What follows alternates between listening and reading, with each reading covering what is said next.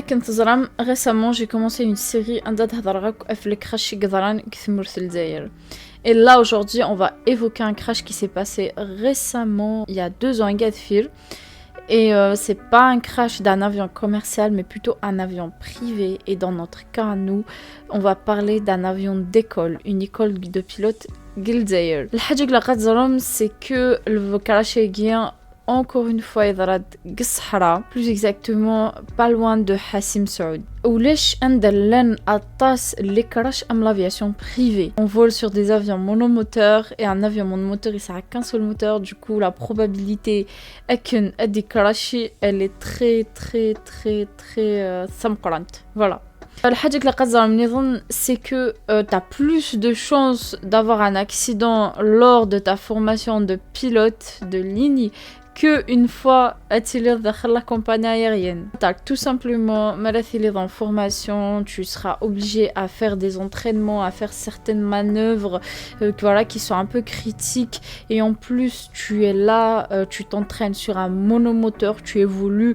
Même parfois, tu vas faire plusieurs heures. L'expérience, du coup, forcément, la probabilité est que le 9 juillet 2023. Un petit avion s'écrase dans le désert algérien. Trentaine de kilomètres de Hassim Saoud. Hassim Saoud est environ à 20 km de Ouargla. L'avion nien Qarnes Diamond 40. Plus exactement, Ismis DA40. Et il appartient à une école de pilotes Gilzair. Oui, dans Zara, oui, il y a des écoles qui forment des pilotes Gilzair. Et l'école est Ismis Aviation Training School. Parce qu'en fait, au début, Star Aviation, comme il y a normalement 2 écoles qui sont basées là-bas. Au début, en fait, il y avait des articles qui disaient oui, c'était Star Aviation et tout, mais finalement, Star Aviation a fini par dire l'avion il leur appartient pas, il quitte tout simplement Air Aviation Training School. C'est que les 2 pilotes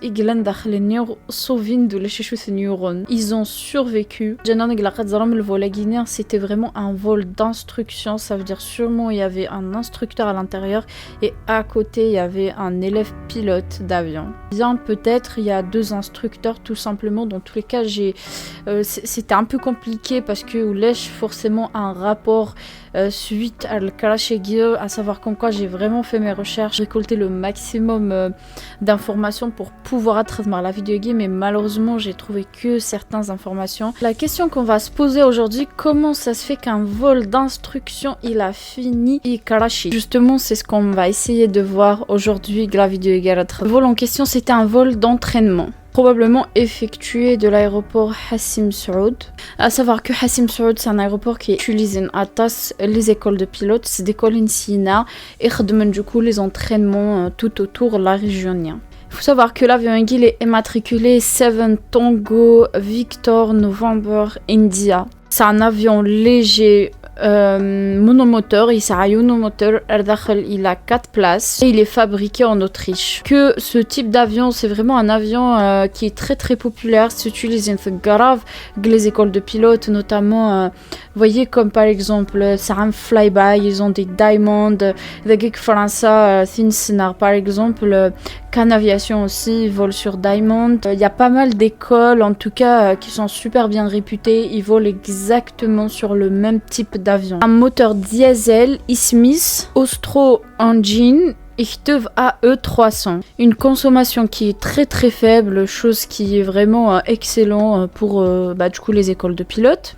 Et aussi, il est très sûr. Mais chez Armadenim, c'est un avion où l'a reçu, je n'arrive pas à les problèmes, mais malgré Akegi, en plus, il a quand même les problèmes. Il a quand même quelques défaillances qui ont été trouvées par la suite, mais ça reste quand même vraiment machatas. Selon les médias, il n'y avait pas eu de rapport suite à cet accident. Du coup, voilà, je me suis vraiment servi un petit peu des médias. Le vol et ils ont décollé la matinée du 9 juillet 2023. Et quelques minutes plus tard, il aurait rencontré un problème de moteur en plein vol. Vina, le pilote instructeur, qu'est-ce qu'il a fait? Il a tout simplement pris la bonne décision de pouvoir atterrir le plus tôt possible. C'était un atterrissage forcé en plein désert et de Hassi El-Bakra. L'appareil s'est mobilisé sur le ventre, sans incendie, et les 2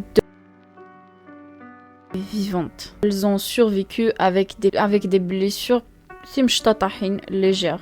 Et réellement la panne moteur. Là, on va faire un petit point technique. Déjà, il faut savoir comme quoi on est le 9 juillet 2023, on est en plein désert et en plein désert, les températures, elles sont extrêmes. C'est-à-dire que là, minimum, d'après mes informations, il faisait 45 degrés facile. Et comme on le sait, comme quoi le moteur il est moins performant, mais il y a le moteur il est moins performant. Certains témoins qui ont été sur place, ils ont très bien précisé comme quoi l'hélice de l'avion il est l'hélice il s'est un petit peu tordu à l'intérieur, ce qui prouve bien perte de puissance au moment de l'impact. Après, c'est qu'il n'y a pas eu d'incendie.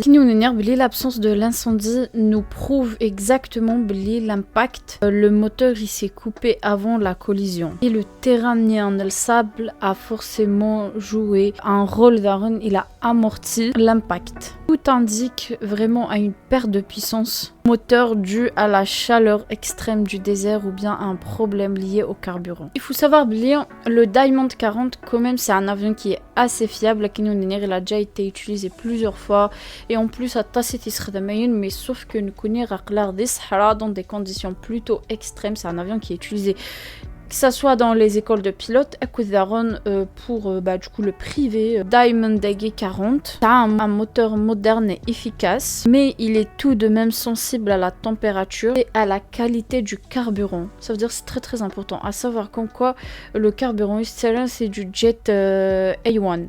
En fait, c'est un carburant qui est disponible.